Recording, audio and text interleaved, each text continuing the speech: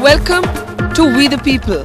On the program today, this has been a week that has seen almost the entire top political leadership of the Congress under attack from Maoists in Chhattisgarh.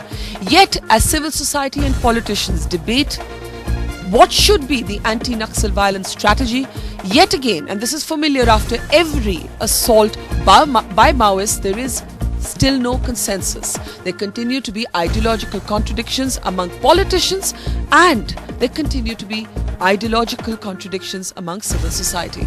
On the program today, we're asking whether the intelligentsia of India is still romancing the Naxals, whether the idea of an ideal revolution is actually impacting and standing in the way of a cogent anti-Naxal policy. And of course, is this just an issue that is now being politicized instead of being addressed? Let me start with you, Ajay Sahani, well-known security analyst and commentator.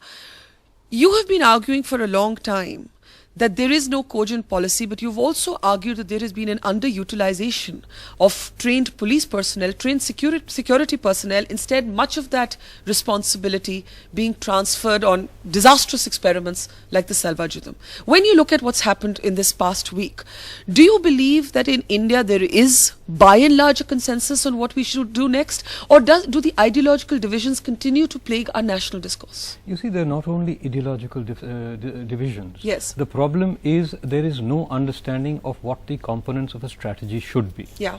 We've taken emergency responses and turned them into chronic realities of a situation. We deploy forces from outside and we think this is a solution. We fail as a result to build up local capacities for decades at end. Yeah. And then the problems persist. Why do the problems persist? Again, because we want results in 3 months and 6 months. So you have a complete ideological and strategic incoherence. You have a situation where everyone is justifying. There is an undercurrent of constant justification. Does that continue till today? Absolutely, without any qualification. For a few days after an attack, you will see a crystallization, and this has been true both of insurgency and of terrorist attacks. Yes. Major terrorist attacks, for 1 week we go around screaming, destroy them, send in the army, send in the air force, teach them a lesson, and then it's back to business as usual.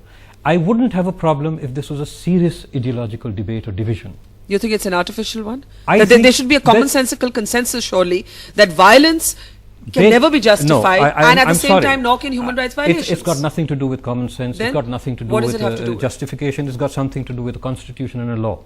Okay. Every crime under the sun has a sociological and a political and economic consequence. Yeah. The December 18th rape did not occur in a sociological vacuum. Yeah.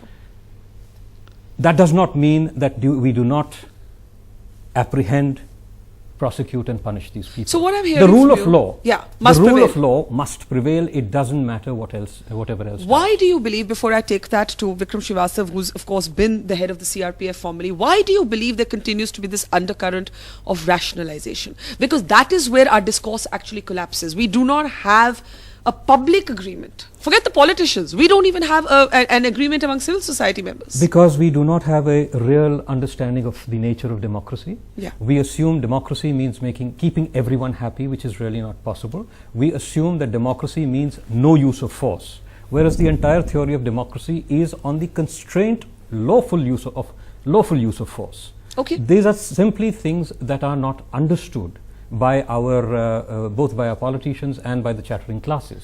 Let me take that to you, Vikram Srivastava, if I can. When 76 of your men were actually killed in Dantewada, what Ajay is talking about, a cycle of the same happened. You had shows like this, you had headlines in the news for a week.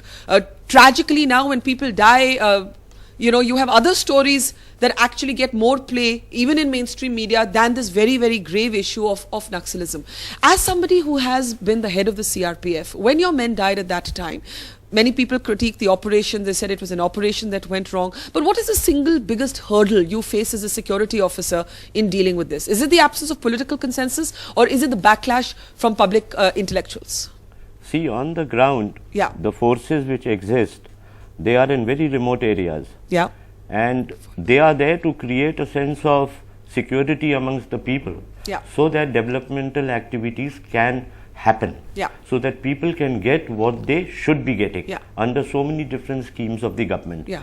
Now, when they are in that area, for whatever reason, good or bad, an encounter ensues, somebody has to have a loss, the other side or this side. When these encounters happen, it becomes very essential to keep the morale of the men intact.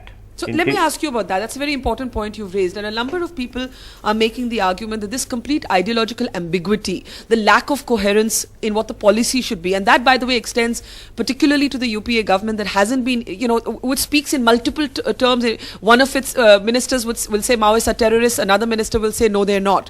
When you talk about the morale of the security forces, what hurts their morale the most? The absence of consensus, the absence of empathy, which one?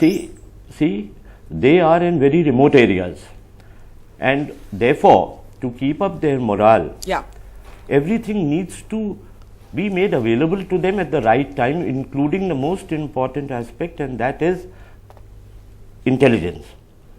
The operations, I feel, have to be intelligence-based operations. How much are you hampered by the lack of ideological coherence? Like, do you know when your men are operating what the policy is? Because I haven't understood what the policy is to combat Maoist violence. I do not think that there is one defined policy. See, as I have understood, the policy is to dominate the area so that the people know that there is a security force and we are free to move around. The developmental activities can happen.